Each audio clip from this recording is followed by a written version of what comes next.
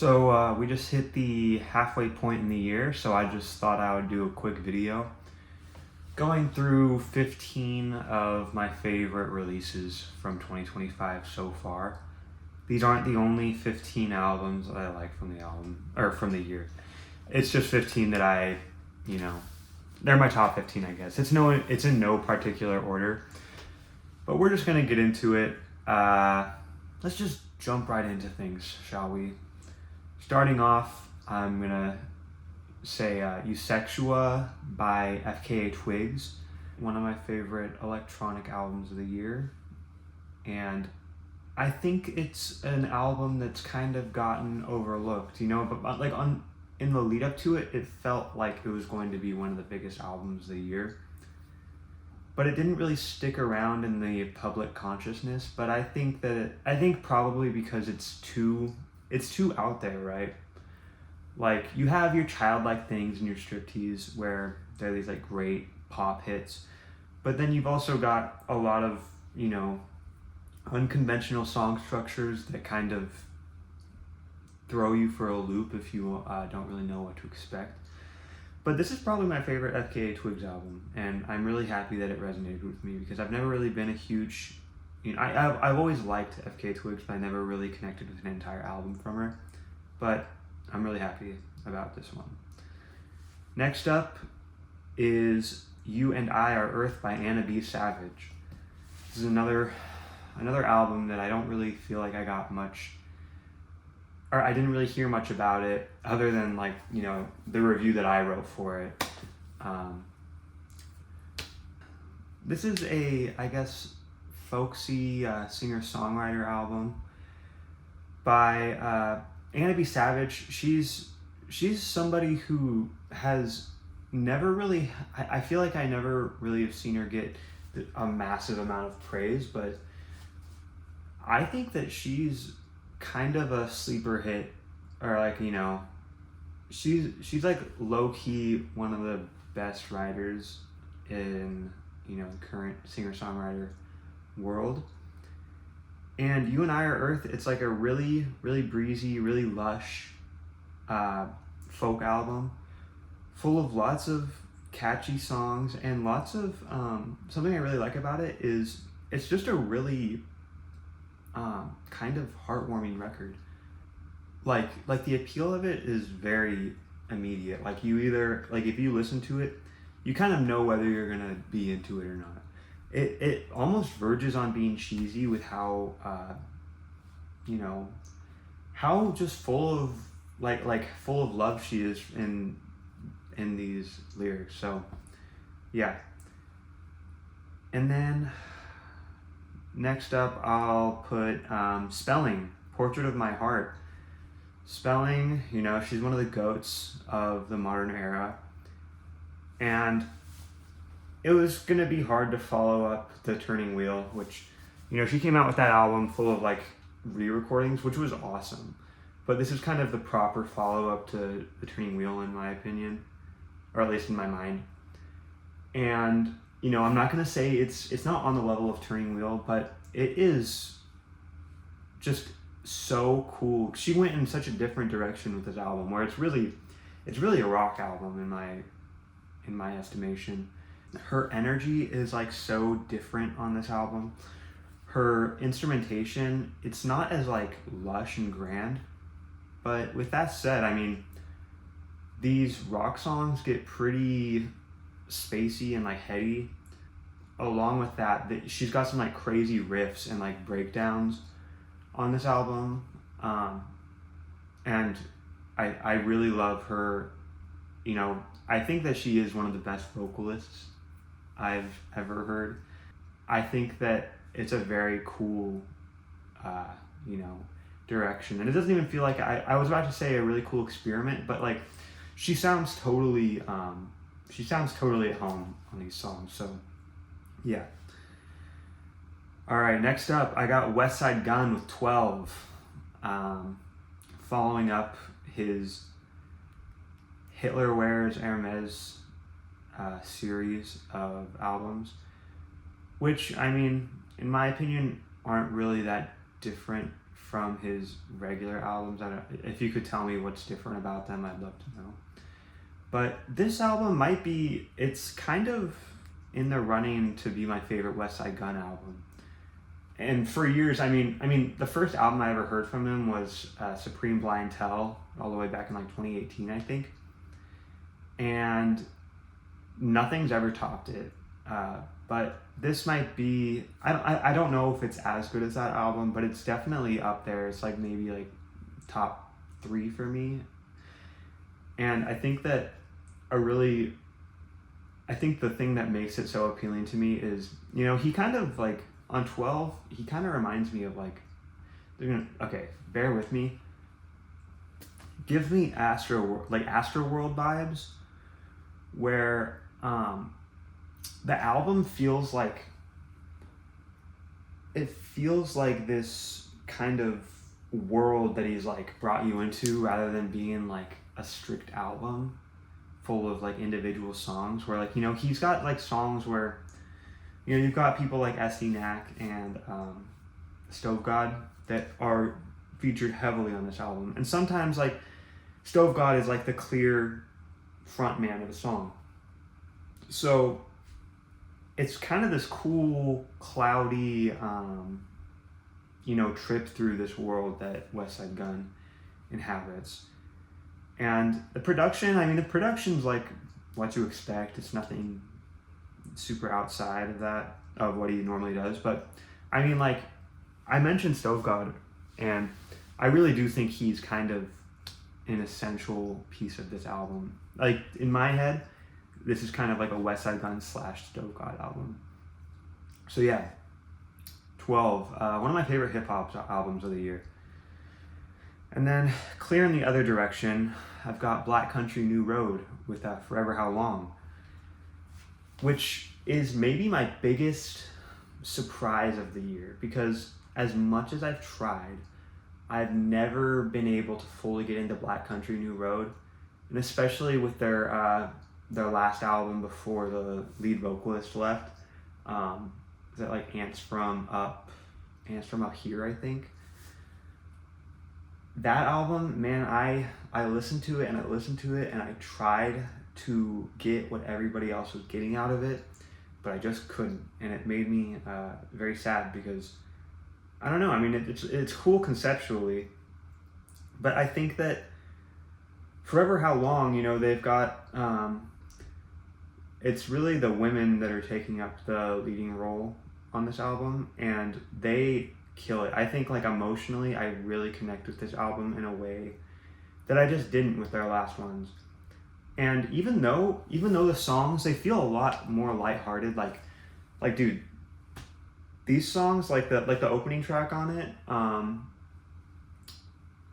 it makes me want to go like to the farmer's market, you know, or like go on a wine walk or whatever. But their compositions are still super ambitious, and their performances are really dynamic, and you never know which direction it's going to take exactly. And I just love it. It's just like, now I'm now a Black Country New Road fan, so hell yeah. Next up, Skrillex. I got the new Skrillex album. Frick you, Skrillex. You think you're Andy Warhol, but you're not, with a heart. And, you know, I said this isn't ordered, and this is not my number one of the year, but I will say it's probably my number one workout album of the year. You know, I don't like to spend a lot of time thinking about what I'm going to listen to in the gym. And so if I can't decide, like, as I'm walking in, I'll just throw on this album. It's like 45 minutes.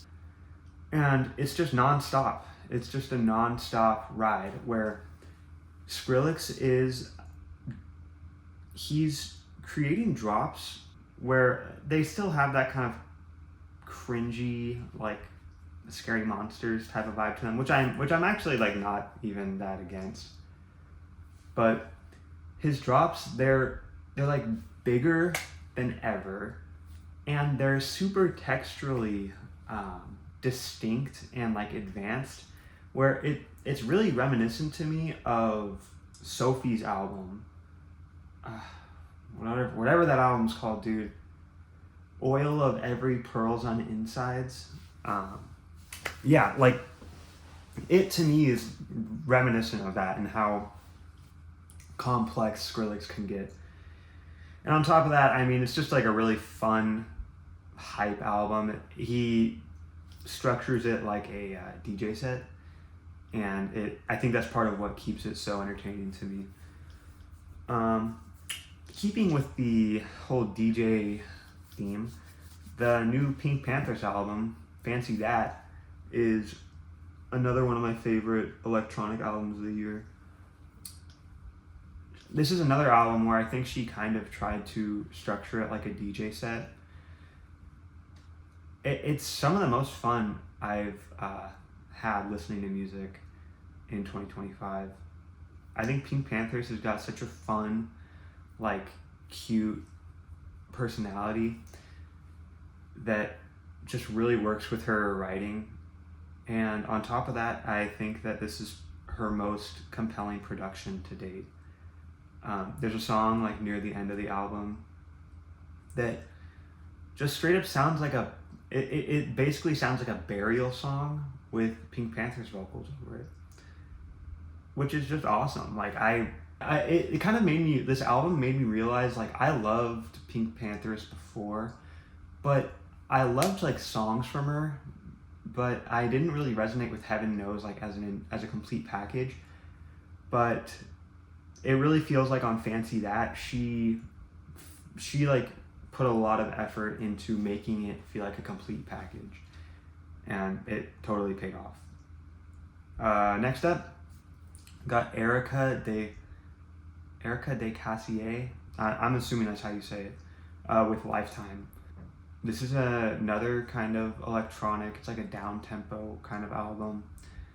It's tempting to just say it's like a Portishead type of album, but it's really a lot more than that. Like she has a lot of emotional range in this album, where, I mean, structurally it's all pretty similar. Like, it all kind of vibes in this like midpoint. She has the production variety to hit all these different notes, where sometimes it feels really like nocturnal and grimy, and then sometimes it feels really sleek and like elevated and futuristic. So yeah, another easy recommendation. That's one, I feel like that's an album that I feel like everybody will like. I can't imagine somebody not liking it. All right, next up, this is another one where I don't really know how to say her name. Kelly 47 with the album Lay Kelly featuring 47 / for promotional use only, which has got to be like one of the craziest album titles I've ever read. Kelly is another artist that I was never really that into. Like, I tried to get into Shape Up when it came out, wasn't really into it. But her personality is just, she is so fearless, and she just does whatever inflection, whatever flow she wants to do, she does it, and she just like goes all in on it, and it's just so fun to listen to. And then on top of that, her beats and her production are, I mean, there's songs on here that are kind of reminiscent of that one Nicki Minaj song. It's the one with Eminem, Roman's Revenge. It's kind of like, gives me like Roman's Revenge vibes. It's just so cool, so fearless. She's just such a one-of-a-kind rapper. And I don't use that term lightly. I really do think she's kind of a truly unique voice in the current world of hip-hop. Speaking of which, my next album is going to be Bruiser Wolf, Potluck. And I think that this is a contender for his best album.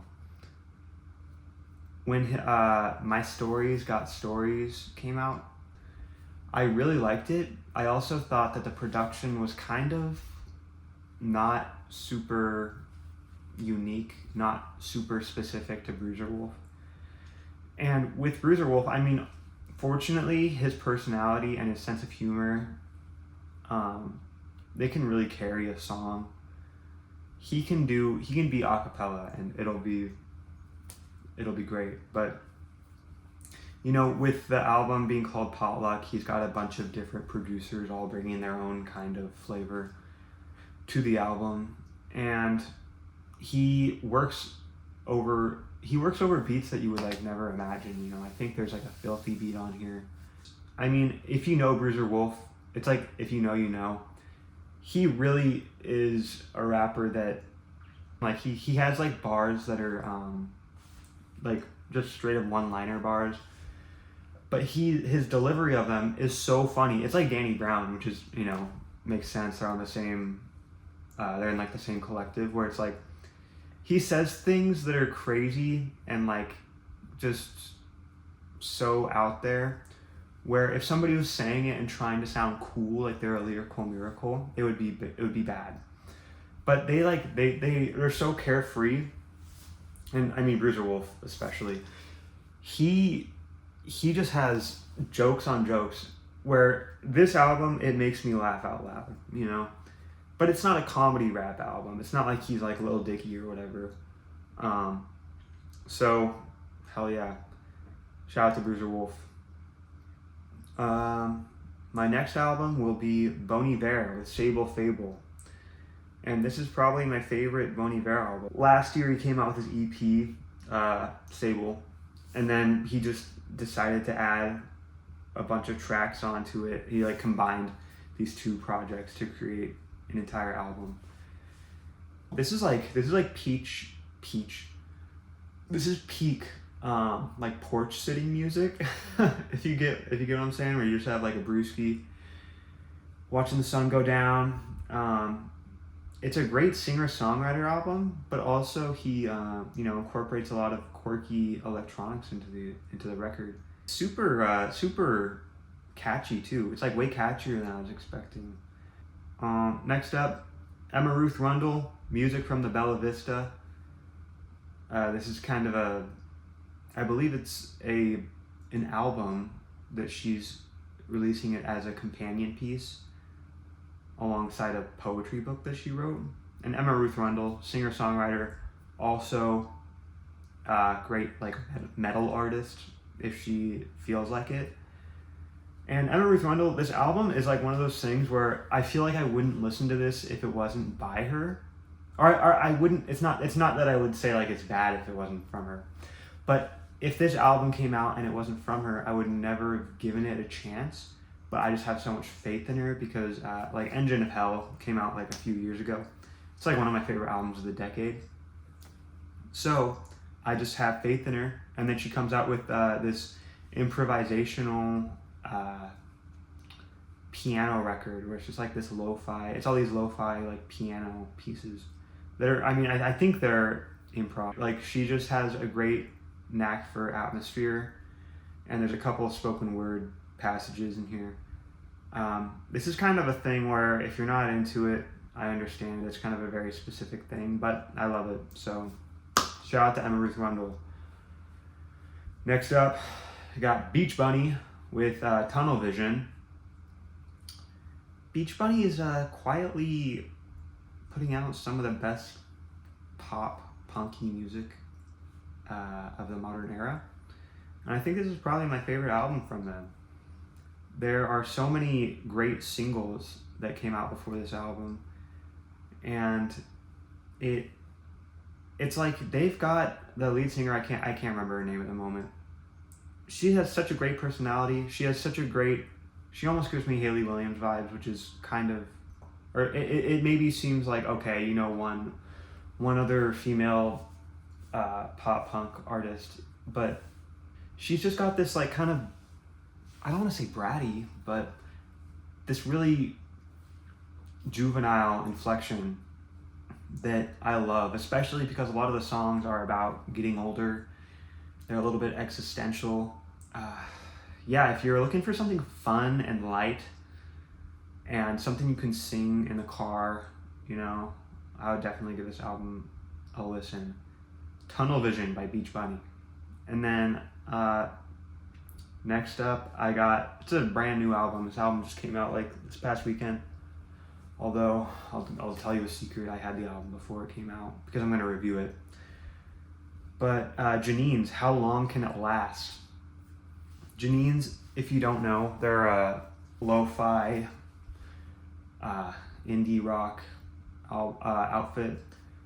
Are on Slumberland, which is kind of like a iconic indie rock label. But Janine's, they came out with one of my favorite albums ever, Don't Wait for a Sign, a few years ago. And this is really just more of that, right? So I guess in a way it's like less immediately exciting to me because like they're just doing what they do best over again. They still find new melodies that are really, really catchy. The lead singer, she's finding new ways to write about the same thing in ways that are not just like, okay, this is like what I've heard before. She still finds really poignant and really melancholy little lyrical passages that I really resonate with. So, you know, it's a thing where like if you like Janine's, you're gonna like this album. Hard to not recommend. All right, and then last album on the list. I said this wasn't gonna be in order, but you know, this is my number one. It's OK Lou with Choke Enough.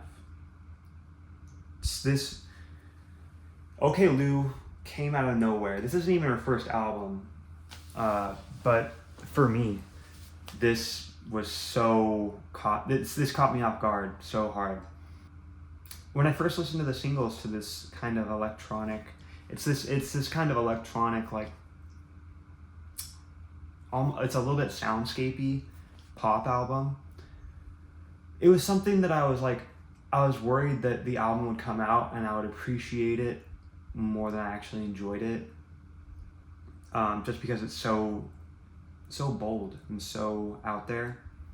But every single moment on this album is just so inventive, and you know, even though this is an album that kind of intentionally strips away a lot of, you know, what makes a typical pop song so catchy. But OK Lou, she still manages, you know, the standout. I think my favorite song on this album is Family and Friends. That song gets stuck in my head all day. It is one of the catchiest songs I've ever heard. And then you've got like Harvest Sky, which is more of a straight up dance pop song. And that, incredible moment. Because so much of the album is so stripped back and so, kind of spacey. When you do finally get this kind of grounding dance track, it just hits so much harder. I love it.